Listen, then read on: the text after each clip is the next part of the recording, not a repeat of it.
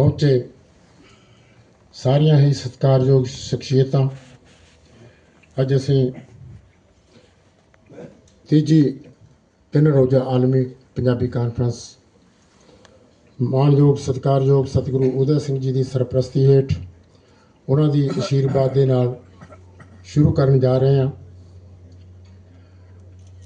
अज के पहले सैशन की प्रधानगी मानयोग डॉक्टर वरियाम सिंह संधू जी, डॉक्टर लखविंदर जौहल जी, गुरपेज सिंह गुराया जी, हरजिंदर सिंह अटवाल जी, सतनाम सिंह मानक जी, डॉक्टर करमजीत सिंह जी ते तुसी सारे सत्कारयोग बहुता समा ना लैंदा होया बड़े भखदे मसलियां ते तीनों दिन गलबात होनी है।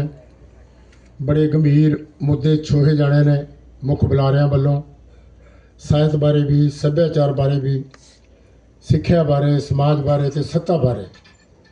इस तो बिना देश की हो रहा है, पंजाब के की हालात ने, संवाद भी होएगा, सूफियाना शाम भी होएगी।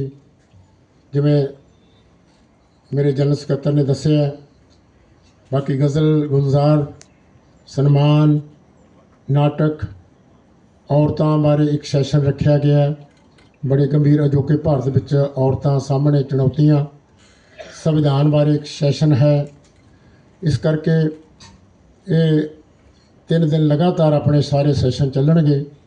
मैं साझे रूप च आप साहब जी का स्वागत करदा। बहुत खुशी हुई कि साढ़े सारे बुलारे साढ़े कोल पहुँच रहे हैं। तुहाडा सारिਆਂ ਦਾ एक बार फिर केंद्रीय पंजाबी लेख सभा वालों स्वागत है जी, जी आयां नूं। ते साढ़े केंद्रीय पंजाबी लेख सभा के प्रधान सबका प्रधान डॉक्टर सरबजीत सिंह जी, सबका जनरल सकत्तर डॉक्टर सुखदेव सिंह जी, वो भी सारे जथे के समेत पहुँचे ने, उन्होंने भी सारिਆਂ नूं जी आया। तो मैं बहुता समा आप जी का नहीं लेना चाहता, बाकी वक्त सिर गल्लां हुंदियां रहणगियां।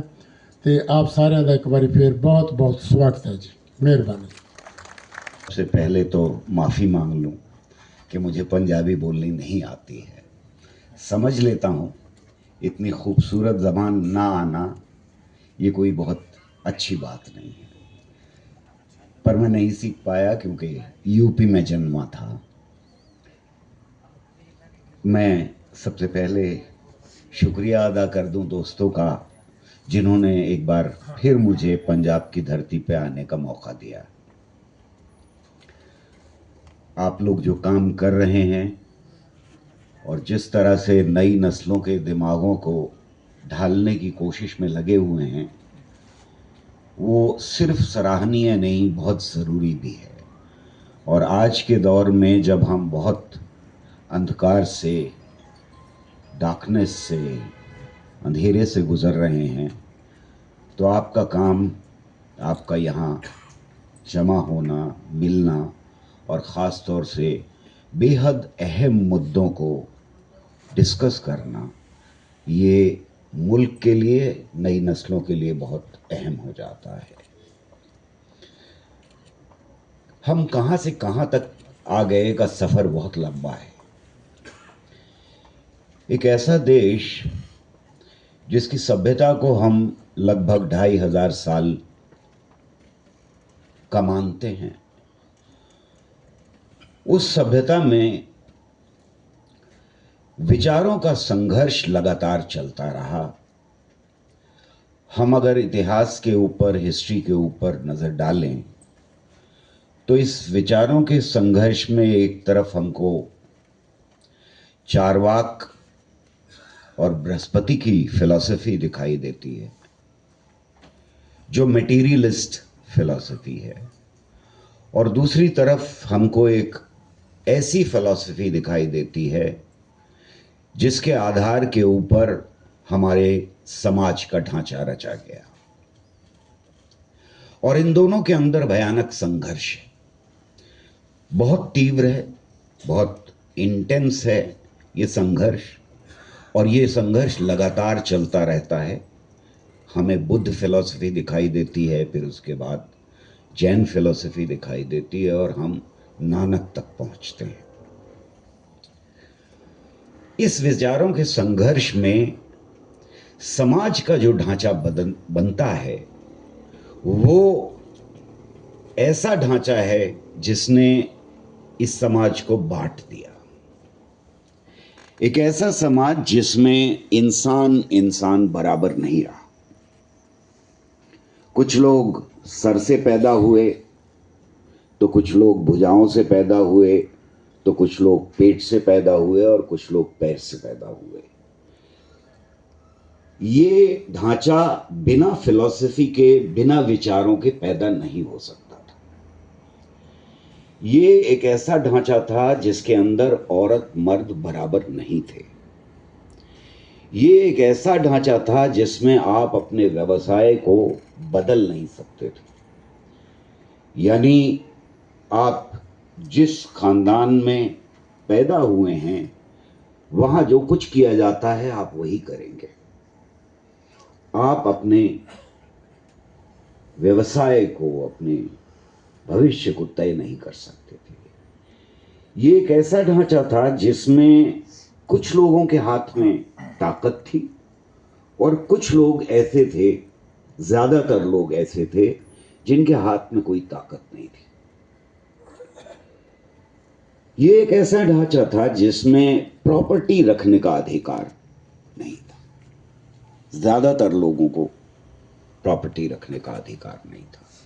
अद्भुत बात यह है कि ये एक ऐसी फिलॉसफी भी थी कि जिसमें 4 वर्णों के अलावा जो इंसान पैदा हुए हैं उनके पैदा होने का तरीका भी नहीं था। ये सोचने वाली बात है और मैं ये हमेशा सवाल पूछता रहा अपने से और बहुत सारे अपने दोस्तों से, जिसका जवाब मुझे नहीं मिला आज तक, कि अगर 4 वर्णों में नहीं हैं, यानी अछूत हैं, मलिच्छ हैं या ट्राइबल्स हैं, वो कैसे पैदा हुए? इसका जवाब ये फिलॉसफी नहीं दे रही। वो इंसान ही नहीं, वो इंसानों के दायरे में आते ही नहीं, वो उससे बाहर है। तो हम एक ऐसे ढांचे की बात कर रहे हैं जो धीरे धीरे इस सभ्यता का इतना अटूट हिस्सा बन गए, सोच का इतना अटूट हिस्सा बन गए कि हमने पूरे समाज को उस सोच पे ढाल दिया। यानी एक तरफ फिलॉसफी थी और दूसरी तरफ समाज का ढांचा था। दोनों में एक संबंध था और इसके खिलाफ उठने वाले पंजाब से लेकर के, अगर हम शायरों को लें पंजाब के, तो हमें बड़ा रिच लिटरेचर मिलता है जहां इस ढांचे, इस सोच और इस फिलॉसफी से लोग टकरा रहे हैं। हम शायर पैदा कर रहे हैं, हम लेखक पैदा कर रहे हैं, और सिर्फ पंजाब में नहीं बल्कि देश के और हिस्सों में भी। धर्मों को छोड़ दीजिए, बुद्ध मत को छोड़ दीजिए, जैन मत को छोड़ दीजिए, ऐसे लोग उठ रहे हैं जो इन विचारों को चैलेंज कर रहे हैं, लगातार चैलेंज कर रहे हैं। ये हमारी हिस्ट्री का हिस्सा है। जहां मैंने आपसे जिक्र किया चारवाक की फिलॉसफी का, मेरे पास कितना वक्त है आप बता दीजिएगा तो मैं वाइंड अप कर लूंगा। ये जो चारवाक की फिलॉसफी है जो इंसान इंसान को बराबर बता रही है, जो ये कह रही है कि धर्मों के ढांचे को और जो कुछ हम अपने 4-5 सेंसेस से, यानी देखना, सुनना, टच, मज़ा, ये जो 5 सेंसेस हैं हमारे, इनसे जो कुछ नहीं हासिल हो सकता, हम जो कुछ महसूस नहीं कर सकते, वो एग्जिस्ट नहीं करता, वो है नहीं। और ये जो ढांचा बनाया जा रहा है, ये चतुर लोगों का बनाया हुआ ढांचा है, उनको धोखा देने के लिए जो आम जनता है। ये इतना स्ट्रॉन्ग, इतना मजबूत विचार जो है वो भी 2500 साल पुराना है। ऐसा नहीं है कि वो नया हो। ऐसा नहीं है कि रैशनैलिटी, ये जिसको हम तर्क वितर्क कहते हैं, वो हमारे समाज में नहीं, वो भी मौजूद है। अगर हम बुद्ध को लें तो हमें मालूम है कि वो ये कह रहे हैं कि किसी बात पे इसलिए मत यकीन करो कि वो तुम्हारे पूर्वजों ने बताई है, किसी बात पे इसलिए मत यकीन करो कि वो तुम्हारी रिवायतों का, तुम्हारे पूर्वजों से जो तुम्हारे पास रिवायतें चली आ रही हैं उनका हिस्सा है। किसी बात पर इसलिए मत यकीन करो कि वो ग्रंथों में लिखी हुई है, किसी बात पर इसलिए मत यकीन करो कि वो ज़्यादातर लोग मानते हैं समाज के अंदर, बल्कि जब किसी बात को अपनी समझ के ऊपर परख लो और उसे सही समझो, तब उसे ग्रहण करो और उसे मानवता की अच्छाई के लिए इस्तेमाल करो। ये है शायद रैशनैलिटी की पहली बड़ी डेफिनेशन जो मुझे मिलती है। ये परिभाषा खूबसूरत परिभाषा है रैशनैलिटी की। हमें ये वेदों में भी मिलती है, हमें ये जैन फिलॉसफी में भी मिलती है, और हमें ये सिख धर्म के अंदर भी मिलती है। ये विचार, मजबूत विचार, हमारी प्रॉपर्टी का, जो हमारी दौलत है विचारों की, उसका एक हिस्सा है। लेकिन एक के बाद एक इस देश के अंदर राजा आते हैं, कुछ को हीरो बनाया जा रहा है आजकल, कुछ को विलेन बनाया जा रहा है आजकल। पर यह देखने की बात है कि वो जो ढांचा था जिसकी बेसिस के ऊपर हिंदुस्तान की जनता को बांट करके हमेशा रखा गया 2500 साल तक, उसे किसी ने नहीं तोड़ा। इसके बावजूद कि इस्लाम आया इस देश के अंदर, जो जाति व्यवस्था में यकीन नहीं रखता, लेकिन जब यहां पहुंचा तो वो जातियों में बंट गए। मुसलमानों के अंदर लगभग उतनी ही जातियां हैं जितनी हिंदुओं के अंदर हैं, शायद हिंदुओं में ज्यादा। हमारे सारे धर्म, यहां तक के क्रिश्चियनिटी, उसने भी इस ढांचे को नहीं तोड़ा, बल्कि वो ढल गए इस ढांचे के अंदर। ये एक तरफ प्रोसेस चल रहा था और दूसरी तरफ प्रोसेस चल रहा था इससे टकराव का। हमें ये अपनी अगली नस्लों को लगातार बताने की जरूरत है, और यहां जो बच्चे बैठे हैं उनको समझने की जरूरत है कि ये हमारी हिस्ट्री का हिस्सा है। और अगर हमारी हिस्ट्री का ये सब कुछ हिस्सा है, जिसमें अच्छाइयां भी हैं, जिसमें बुराइयां भी हैं, जिसके अंदर हमने अगर श्लोक पढ़ जाएं दलितों के कानों के अंदर, शूद्रों के कान के अंदर, तो सीसा पिघला के डाल दिया। हमने जब कोई विधवा हो जाए तो उसको जिंदा जला दिया, यह भी मौजूद है। तो सवाल यह है कि जब कोई कहे कि अपनी सभ्यता पे गर्व करो, अपने धर्म के ऊपर गर्व करो, अपने पूर्वजों के ऊपर गर्व करो, तो ये पूछना होगा कि हम किस चीज पर गर्व करें।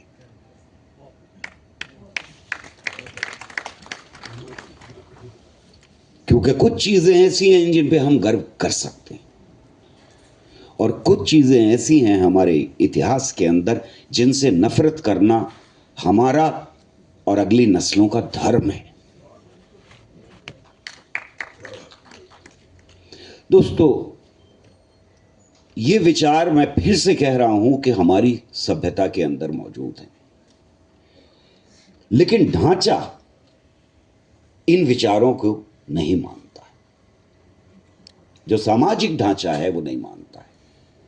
ये विचार हमारे पास लौट करके आना शुरू होते हैं वेस्ट से, जहां इन विचारों को इंसान ढाल रहे हैं नए तरीकों से, नए लफ्जों में, नए शब्दों में। नई किताबें आ रही हैं हमारे पास, जो इंडस्ट्रियल रेवोल्यूशन और साइंटिफिक रेवोल्यूशन के बाद का पीरियड है। और हमारे देश के अंदर संघर्ष शुरू होता है अंग्रेजों की सत्ता के खिलाफ। उसमें इन विचारों का संघर्ष भी शामिल है। अगर आप सिर्फ एक नौजवान भगत सिंह की डायरी को पढ़ लें और उसकी किताब why I am an atheist, सिर्फ इसको पढ़ लें, तो आपको यह एहसास होगा कि ये विचार हमारे स्वाधीनता संग्राम के आंदोलन का हिस्सा है। हम दो तरह की लड़ाई लड़ रहे हैं। भगत सिंह दो तरह के विचारों के लिए शहीद हो रहे हैं। एक तरफ इंपीरियलिज्म के खिलाफ खड़े हैं, तो ऐसा नहीं है कि वो समाज की बुराइयों की ऊपर से नजर हटा लेते हैं। भगत सिंह का संघर्ष और पूरे स्वतंत्रता संग्राम का संघर्ष अपने अंदर की बुराइयों के खिलाफ भी संघर्ष। भगत सिंह जो फांसी चढ़ने जा रहा है, वो साथ में यह भी लिख रहा है कि अगर अनटचेबिलिटी, अगर छूतछात हमारे समाज के अंदर रहती है तो हमें आजादी का हक नहीं। हमें इसके ऊपर नजर डालनी होगी और लगातार डालनी होगी, इसलिए कि आज भी हमारे समाज के अंदर वो बुराइयां मौजूद हैं।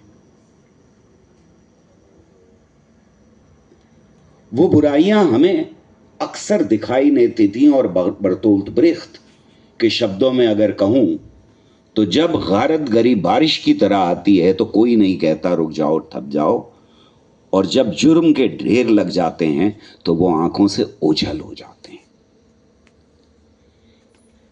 ये सोचिए कि एक जमाना था जब प्रथा थी गुलाम प्रथा, जिसे हम कहते हैं। वो गुलाम प्रथा आज हम ताज्जुब से पलट के देखते हैं। बहुत हमें अजीब लगता है कि कैसे लोग थे जो गुलाम पाल रहे थे, जो गुलामों के ऊपर जुल्म कर रहे थे, और वो कैसे इंसान थे जो गुलाम बनने के लिए तैयार या मजबूर थे। पर ये आज सोच रहे हैं। उस वक्त का समाज, उस वक्त के लोग यही सोचते थे कि दुनिया को ऐसा ही होना चाहिए, इंसानियत को ऐसा ही होना चाहिए, समाज को ऐसा ही होना चाहिए। कुछ लोगों को गुलामों का आका होना चाहिए और कुछ लोगों को गुलाम होना चाहिए। वो कन्विंस थे और उनके आंखों से ये बुराई छुपी हुई थी। वो ये नहीं समझते थे कि वो बहुत बुरी प्रथा से गुजर रहे हैं। ज्यादातर लोग कन्विंस थे कि ऐसे ही दुनिया चलती है, भगवान ने ऐसे ही बनाया दुनिया को। तो आज की बुराइयां हमारी आंखों से छुपी होती। हमारे लिटरेचर का, हमारे कलम का, हमारे विचारों का, हमारी गोष्ठियों का, इन सब का मकसद असल में यह होना चाहिए कि हम आज की बुराइयों को देख पाएं, समझ पाएं और उनको कुरेद के निकालें। और सादत हसन मंटो की जबान में अगर कहें इस बात को तो फिर ये कहेंगे कि अगर तुम्हें मेरी राइटिंग्स से, मेरी कहानियों से घिन आती है, बदबू आती है, तो ये समाज बदबू पैदा कर रहा है और तुम्हें समाज से घिन आनी चाहिए।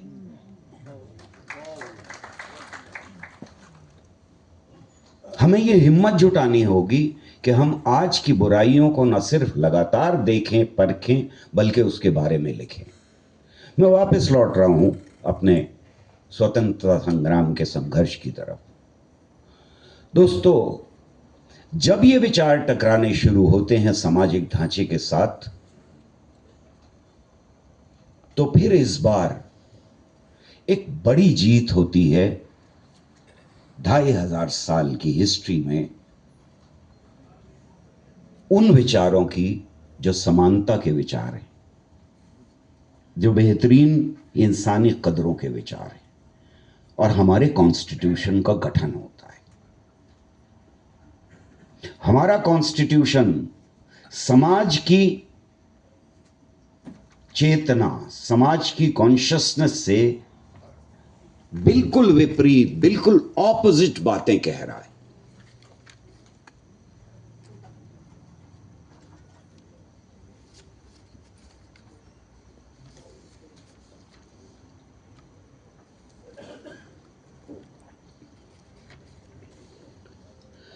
हमारा हमारा कॉन्स्टिट्यूशन सामाजिक मान्यताओं के बिल्कुल ऑपोजिट खड़ा है। समाज कह रहा है इंसान बराबर बराबर नहीं हो सकते, ऊंची जात नीची जात बराबर कैसे हो सकती है, सबको पढ़ने का अधिकार नहीं हो सकता, सिर्फ अपर कास्ट है जो पढ़ सकती है, अक्षर ज्ञान उनके लिए है। हमारा कॉन्स्टिट्यूशन कह रहा है इंसान इंसान बराबर है। We the people of India, हमारा समाज ये कह रहा है कि अक्षर ज्ञान सबके लिए है, हर एक को पढ़ने का हक है। समाज ये कह रहा है कि प्रॉपर्टी पे सबका हक नहीं है, और हमारा कॉन्स्टिट्यूशन कह रहा है कि हर नागरिक को प्रॉपर्टी का हक है। समाज ये कह रहा है कि अगर मोची है तो उसका बेटा मोची ही बनेगा। हमारा कॉन्स्टिट्यूशन कह रहा है कि सबको अपने प्रोफेशन का चुनने का हक है। यह अद्भुत बात है, यह अद्भुत बात है। यह बहुत ही ऐसी बात है जिसके ऊपर सवाल उठाना चाहिए, हमको पूछना चाहिए कि ऐसा चमत्कार कैसे हो गया। एक ऐसे समाज के अंदर जो गैर बराबरी में यकीन रखता है और आज भी रखता है, मैं उस पर फिर आऊंगा लौट करके, जो मर्द औरत की बराबरी को एक्सेप्ट कर ही नहीं सकता। एक ऐसे समाज में एक ऐसी किताब आती है जिसे हम कॉन्स्टिट्यूशन कहते हैं, वो कि मर्द औरत बराबर कैसे हो सकते हैं, मर्द औरत बराबर। हमारे शास्त्र तो ये कह रहे हैं कि औरतें ताड़न की अधिकारी हैं, जिस तरह से जानवर अधिकारी हैं ताड़न के। एक ऐसे समाज के अंदर ये किताब पैदा होती। मैं जब इस किताब को खंगाल रहा था और समझने की कोशिश कर रहा था कि भारतीय होने के, हिंदुस्तानी होने के क्या मतलब है, जब ये सवाल मेरे दिमाग में उठ रहे थे, तब मेरे लिए बड़ी चिंता की बात यह थी कि जिन लोगों ने कॉन्स्टिट्यूएंट असेंबली में बाबा साहब अंबेडकर की अगुवाई में यह कॉन्स्टिट्यूशन लिखा और इसके ऊपर दस्तखत किए और इसे पारित किया, क्या वो लोग सारे के सारे इन वैल्यूज में यकीन रखते थे? तो मुझे यह लगता है कि मेजॉरिटी जिसने पार्लियामेंट के अंदर इस कॉन्स्टिट्यूशन के ऊपर साइन किए, वो शायद बाबा साहब अंबेडकर के हाथ का पानी भी नहीं पीते।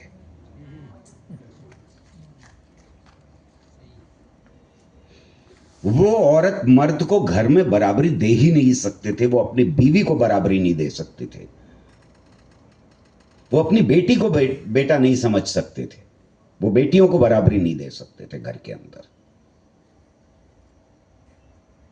तो फिर उन्होंने साइन क्यों कर दिए? इस कॉन्स्टिट्यूशन के अंदर क्या ऐसी बात थी कि उन्हें साइन करने पड़े? मेरे पास इसके दो जवाब हैं। शायद आप और भी जवाब तलाश कर सकते हैं और नई नस्लों को और जवाब तलाश करने चाहिए कि ऐसा अद्भुत चीज कैसे हो गई, ऐसा कैसे हो गया। मैं ये समझता हूं कि जो बाकी लोग थे, बाबा साहब अंबेडकर को छोड़िए, गांधी को छोड़िए, नेहरू को छोड़िए, मौलाना आज़ाद को छोड़िए, पटेल को छोड़िए, ये कुछ नाम हैं। और लेफ्ट मूवमेंट जो इस देश के अंदर बहुत स्ट्रांग था और दुनिया के अंदर बहुत स्ट्रांग था, और साइंस और साइंटिफिक टेम्पर का उस वक्त जिस तरह से बोलबाला था, उसकी वजह से बाकी लोगों को जो इन चीजों में यकीन नहीं रखते थे समाज के अंदर, उनको यह एहसास था कि हम कॉन्स्टिट्यूशन लिख भी नहीं सकते। एक कॉन्स्टिट्यूशन तो चाहिए, डेमोक्रेसी बननी है आजादी के बाद। तो पाकिस्तान वालों ने तो बहुत आसान कर लिया मामले को कि अपना कॉन्स्टिट्यूशन इस्लाम के हवाले कर दिया, खत्म हुई बात, बना लो एक धर्म का कॉन्स्टिट्यूशन क्रिएट कर लो। और उस धर्म के कॉन्स्टिट्यूशन ने उनके साथ क्या किया वो हमारी सबकी आंखों के सामने है। ऐसा नहीं है कि वो बहुत पुरानी हिस्ट्री हो गई हो, आज भी वहां जो कुछ हो रहा है हम देख रहे हैं अच्छी तरह। यहां पर ये कॉन्स्टिट्यूशन बनता है, ये लोग इसलिए साइन करते हैं कि इनको लिखने की औकात भी नहीं। और दूसरी बात जो ज्यादा इंपॉर्टेंट है वो ये है कि इनको ये यकीन है कि ये कुछ पागल लोग हैं, बाबा साहब अंबेडकर जैसे, नेहरू जैसे, गांधी जैसे, ये लोग हैं, ये अच्छी अंग्रेजी लिख सकते हैं, एक कॉन्स्टिट्यूशन बना सकते हैं, पढ़े लिखे हैं बहुत, करने दो इन्हें, बनाने दो किताब, परनाला वहीं बहेगा।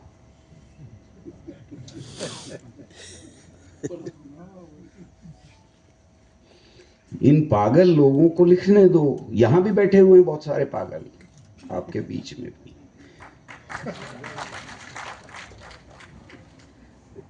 तो इन्हें करने दो जो कर रहे हैं, हमारा समाज वैसे ही चलेगा, हमारा पावर बैलेंस जो है वो वैसे का वैसे ही रहेगा जैसा 2500 साल से हमने बनाया।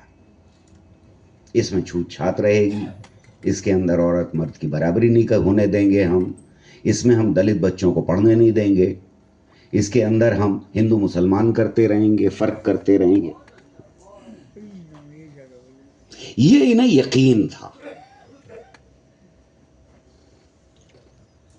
पर क्योंकि डेमोक्रेसी थी, क्योंकि उस वक्त अगुवाई लेफ्ट एंड डेमोक्रेटिक फोर्सेस की क़यादत में इस टकराव में विचारों के जीत हो रही थी, इसलिए अगले कुछ सालों में, अगले कुछ दशकों में कहीं से कोई दलित उठ गया, उसने कहा मेरा हक मुझे चाहिए, कॉन्स्टिट्यूशन कह रहा है। कहीं कोई महिला उठ खड़ी हुई जिसने कहा कि अब मुझे मेरा हक चाहिए। कहीं कोई नौजवान उठ खड़ा हुआ और उसने कहा कि मैं भी घोड़ी के ऊपर चढ़ के बारात ले जाऊंगा। किसी लड़की ने कहा कि मैं साइकिल चलाऊंगी, मैं मोटरसाइकिल चलाऊंगी, मैं कार चलाऊंगी, मैं भी पढ़ने जाऊंगी। और तब वो लोग जो समाज को जैसा था वैसा ही रखना चाहते थे, तिल मिलाने लगे। और वो तिल मिलाहट हमें आज दिखाई दे रही।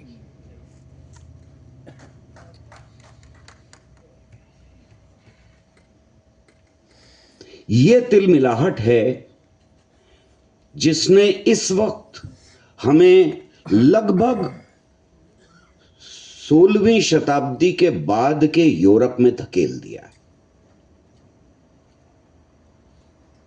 और आप इस बात पर ध्यान दें, खासतौर से नौजवान इस बात के ऊपर ध्यान दें कि अगर हम 80 के दशक को देखें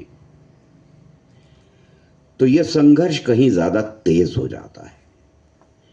एक तरफ इस देश में साइंस मूवमेंट खड़ा हो रहा है और दूसरी तरफ बाबाओं का उदय हो रहा है।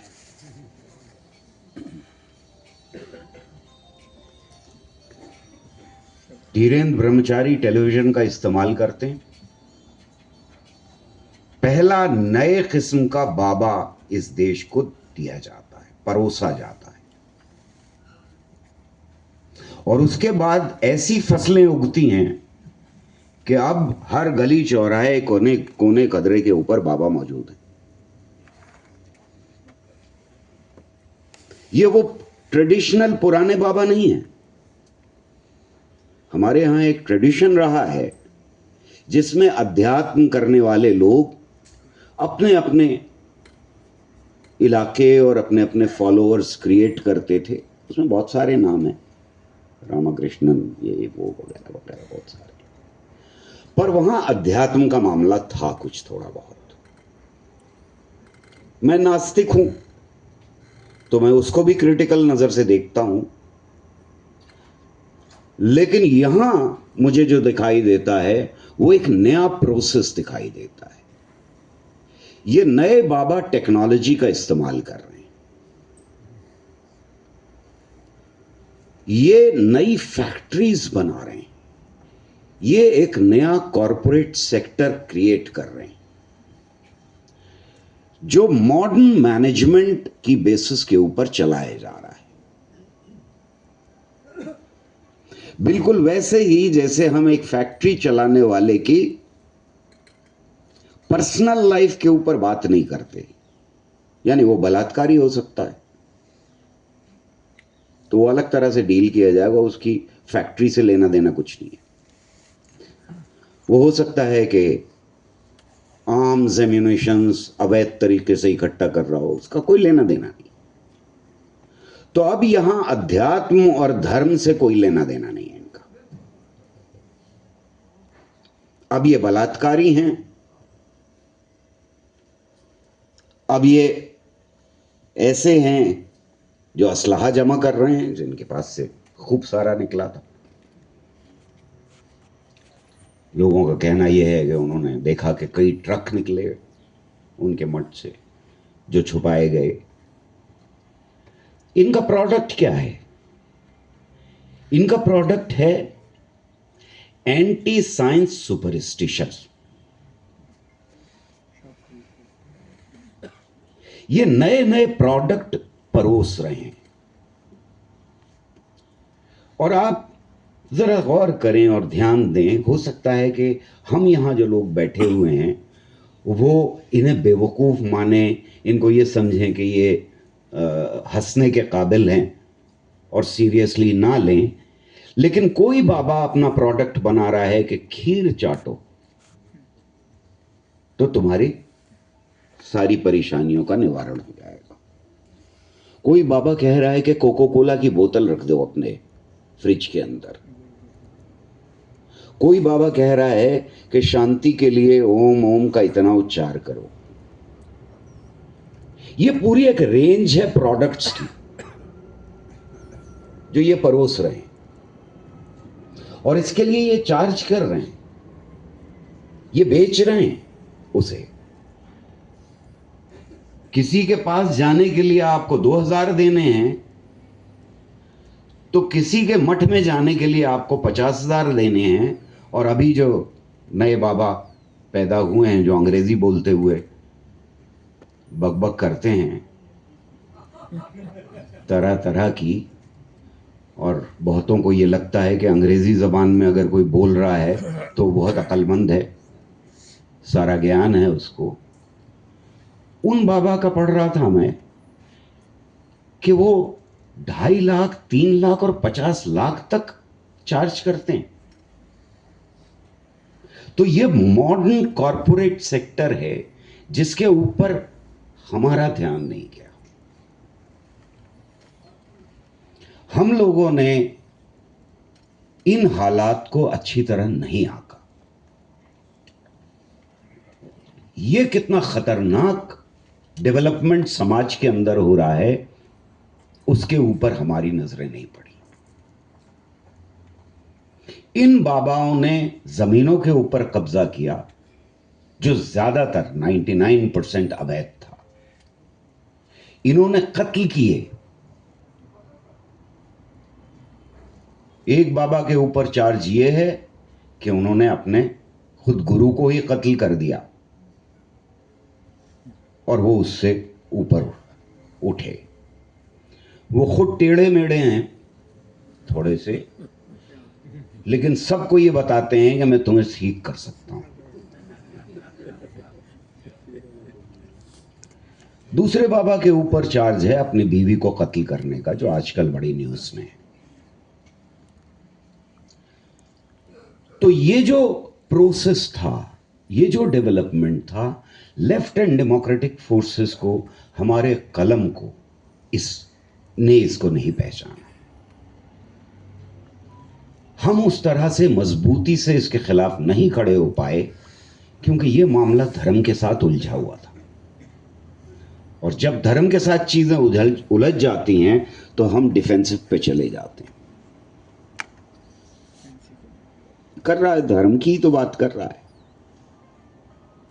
हमें पहचानना होगा कि धर्म की बात नहीं कर रहा। और अगर ये हमारे चूकने की वजह से एक से दूसरा कदम आगे बढ़ाते चले गए, तो आगे देखिए कि क्या होता है। आगे ये हो रहा है इस देश के अंदर कि उस वक्त के जब हम आजादी की जंग लड़ रहे थे, तो भगत सिंह एक किताब के बाद दूसरी किताब पढ़ रहे थे, और उस छोटी सी जिंदगी में उन्होंने लगभग 200-300 किताबों के नाम दर्ज किए। और ये दुनिया के अलग अलग हिस्सों में बैठे हुए लोग लिख रहे थे, वो किताबें आ रही थी, और बेचैन रहते थे, किताबें मंगाते थे लाहौर यूनिवर्सिटी की लाइब्रेरी में, उस कॉलेज में। और इसलिए भगत सिंह ने दोस्ती गांठी थी लाइब्रेरियन के साथ, ताकि उनको किताबें मिलती रहें। और अक्सर यह भी होता था कि वो लाइब्रेरियन की जो एक ही खाट थी उसके ऊपर सो जाते थे, और लाइब्रेरियन साहब को नीचे जमीन में सोना पड़ता था। यह थी चाह पढ़ने की, इल्म हासिल करने की। और अगर हम कांग्रेस के उस वक्त के नेताओं को देखें, लेफ्ट को तो छोड़ दीजिए, उनको तो पढ़ने की आदत होती है, झक होती है उनको लगातार पढ़ते रहने की और ज्ञान हासिल करने की। लेकिन खुद कांग्रेस के नेताओं को देखिए, नेहरू, गांधी, आजाद, इन लोगों की बात किन से हो रही है, इनकी परवरिश कहां हो रही है, ये कहां से उठ रहे हैं। हिंदुस्तान का बेहतरीन दिमाग इनके चारों तरफ है।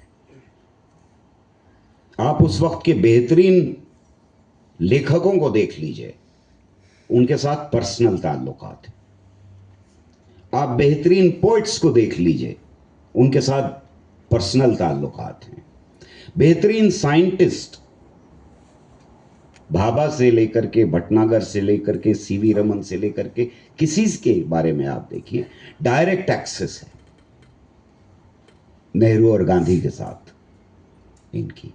और सिर्फ हमारे देश के नहीं, बल्कि दुनिया के बेहतरीन दिमागों के साथ इनके वार्तालाप है, इनकी बातचीत है, इनकी कन्वर्सेशन। आइंस्टाइन से लेकर के, रदरफोर्ड से लेकर के, बाकी जितने फिलोसोफर्स हैं उस वक्त, उनके साथ बातचीत है, विचारों का आदान प्रदान है। तो उस वक्त की जो पॉलिटिकल लीडरशिप है, चाहे हम भगत सिंह को देखें और चाहे नेहरू और गांधी को देखें, उनकी परवरिश दुनिया के बेहतरीन दिमागों के बीच में हो रही है। और इसलिए वो कॉन्स्टिट्यूशन लिख पाए, इसलिए वो एक ऐसे समाज का ख्वाब देख पाए जिसमें बराबरी हो।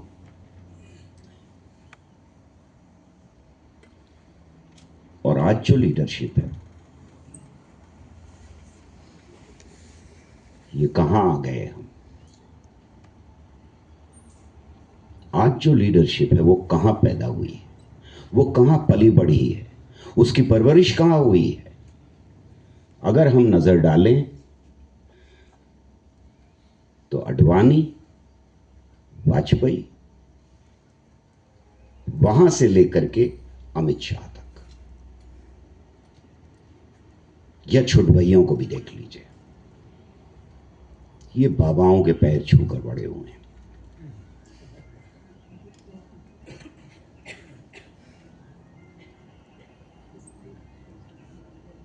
ये आरएसएस की शाखाओं में पले बड़े लोग हैं, जहां दिमाग खोले नहीं जाते, जहां दिमाग बंद किए जाते हैं। ये वो लोग हैं जिनमें से एक साहब तो बड़े फख्र के साथ कह रहे थे टेलीविजन के ऊपर कि मैंने ज़्यादा नहीं पढ़ा है, मैं 10वां पास हूं,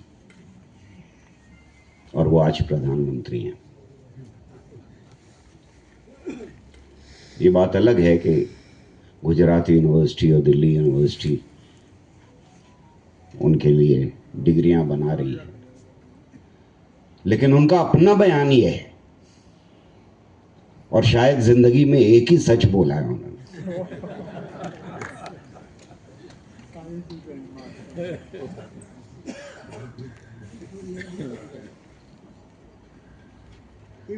तो एक तरफ पॉलिटिकल लीडरशिप है जो दुनिया के बेहतरीन दिमागों के साथ पल बढ़ी और कॉन्स्टिट्यूशन लिख पाई और एक बराबर समाज का ख्वाब देख पाई, और दूसरी तरफ अब वो लीडरशिप है जो बाबाओं के आश्रमों में पली बढ़ी, शाखाओं में पली बढ़ी। तो एक और प्रोसेस होना ही था कि सत्ता बाबाओं के बीच में एक नेक्सस क्रिएट होना था, और वो नेक्सस हमें दिखाई दे रहा है। और खुद यूपी को अगर लें तो एक बाबा ही अब सत्ता पे कब्जा कर चुके हैं। अगर इनकी प्रॉपर्टी पर बाबाओं की नजर डालें तो शुरू के 5 बाबाओं को, 10 बाबाओं को आप ले लीजिए। मैं एक वैसे ही कैलकुलेशन कर रहा था, बैठ के कभी कभी खाली दिमाग होता है तो आप खेलना शुरू कर देते हैं। इस देश के अंदर 3,80,00,000 बच्चे 10वीं क्लास तक पढ़ते हैं।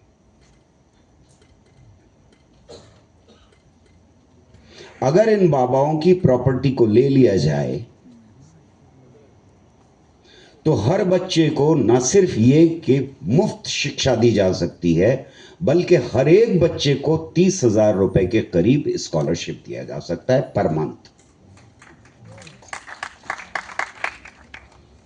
हमें ये बताया जाता है ना अक्सर कि सरकार के पास पैसा नहीं है, कैसे चलाएंगे स्कूल? प्राइवेटाइजेशन कर दो। यूनिवर्सिटी कैसे चलाएंगे? प्राइवेटाइजेशन कर दो। क्या कह रहे हैं आप? जो लोग ये आर्गुमेंट देते हैं कि सरकार के पास पैसा नहीं है इसलिए 30,000 स्कूल बंद कर दिए जाएं यूपी के अंदर, राजस्थान पीछे नहीं है कुछ उससे, और मध्य प्रदेश भी पीछे नहीं है। लगातार पिछले 10-15 सालों में स्कूल बंद किए गए, और आर्गुमेंट क्या है कि सरकार के पास पैसा नहीं। हो सकता है सरकार के पास पैसा नहीं हो, देश के पास पैसा है।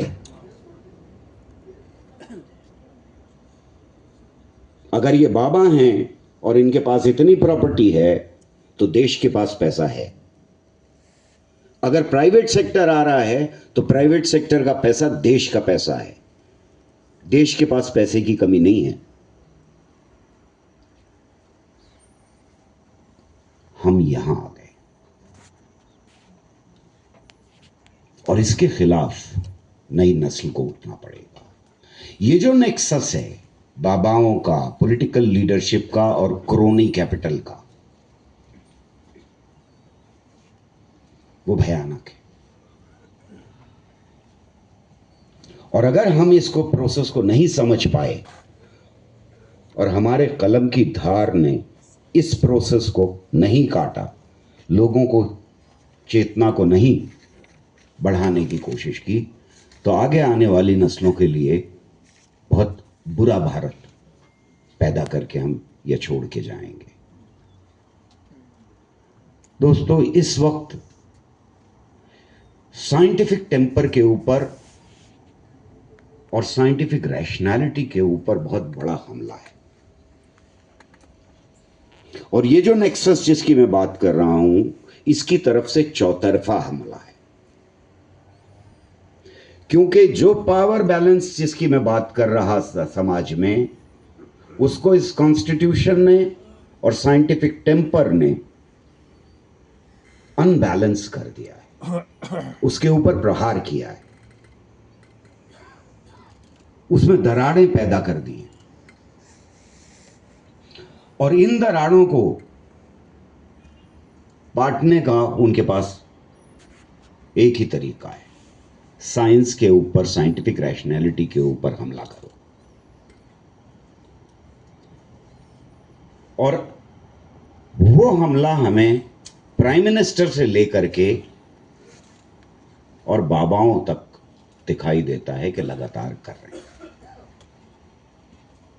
अब वो यही नहीं है, अब वो वाइस चांसलर कर रहे हैं, अब वो हमला साइंटिफिक इंस्टीट्यूशन के डायरेक्टर्स कर रहे हैं। एक साहब हैं जो भूत बुलाने लगे, दूसरे साहब हैं जो बता रहे हैं कि गाय का मूत पीना कितना अच्छा है। पर ये प्राइम मिनिस्टर से शुरू होता है। जब मोदी ने यह कहा कि प्लास्टिक सर्जरी का सबसे अहम प्रमाण हमारे यहां हजारों साल से थी, गणेश जी हैं,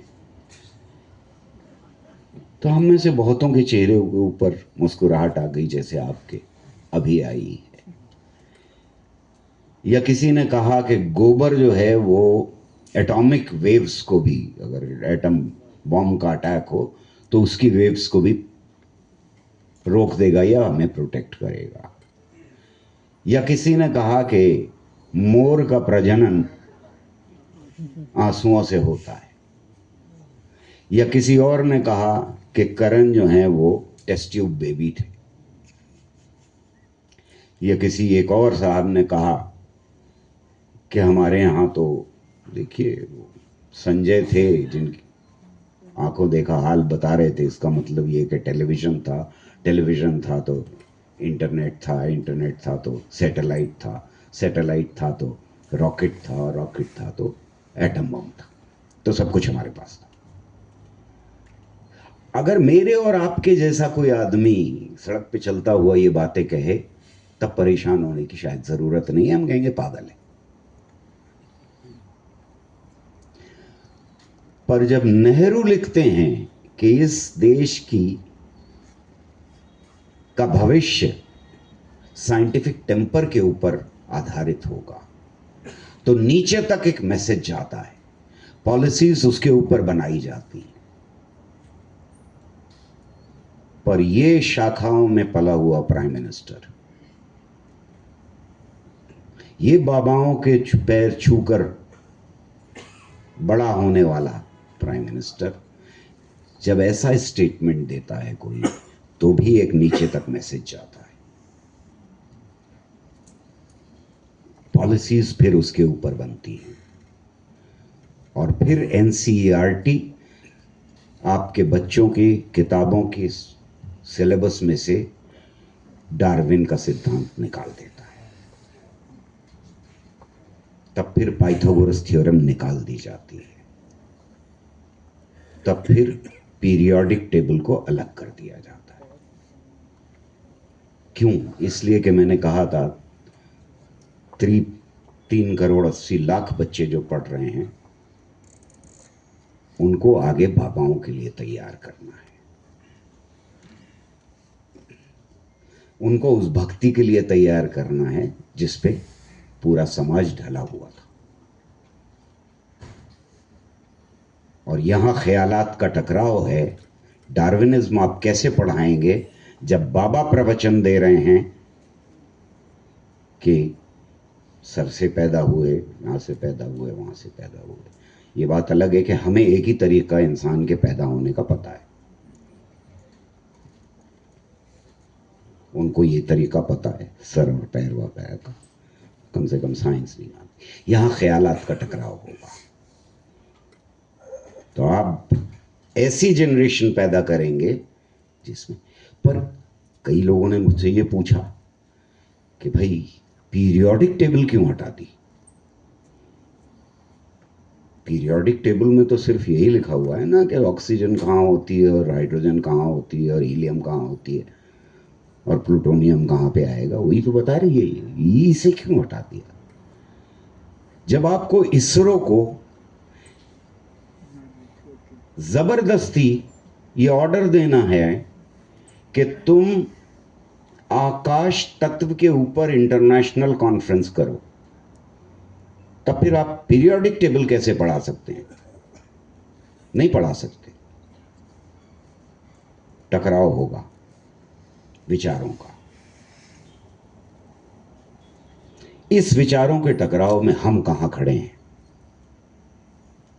यह हमें तय करना होगा। तो सिर्फ समाज की बुराइयों पर, समाज की कमियों के ऊपर, इस नेक्सस के ऊपर, बदलते हुए पॉलिटिकल एनवायरनमेंट के ऊपर नजर डालने से काम नहीं चलेगा। सिर्फ गोष्ठी करके वापस जाने से काम नहीं चलेगा। सिर्फ चीरफाड़ करने से चीजों का काम नहीं चलेगा। मैं मार्क्सिस्ट हूं और आपको मार्क्स की कोटेशन याद दिला दूं कि अब तक हिस्ट्री को इंटरप्रेट किया गया है, बात यह है कि हिस्ट्री बदली कैसे जाए, समाज बदला कैसे जाए। तो हम ये सब नजरें डालेंगे, लेकिन फिर एक कदम आगे जाने की जरूरत है। हम इस समाज को कैसे बदलेंगे? आपके 2 दिन का सेमिनार मेरे ख्याल में इस पर नजर डालेगा और हम कोई ना कोई सलूशन निकालेंगे कि किस तरह से उन बेहतर ख्वाबों को, जिनके लिए भगत सिंह जैसे शहीदों ने अपनी जान दी, उनको कैसे साकार करेंगे। मुझे नई नस्ल से बहुत उम्मीदें हैं। बहुत बहुत शुक्रिया।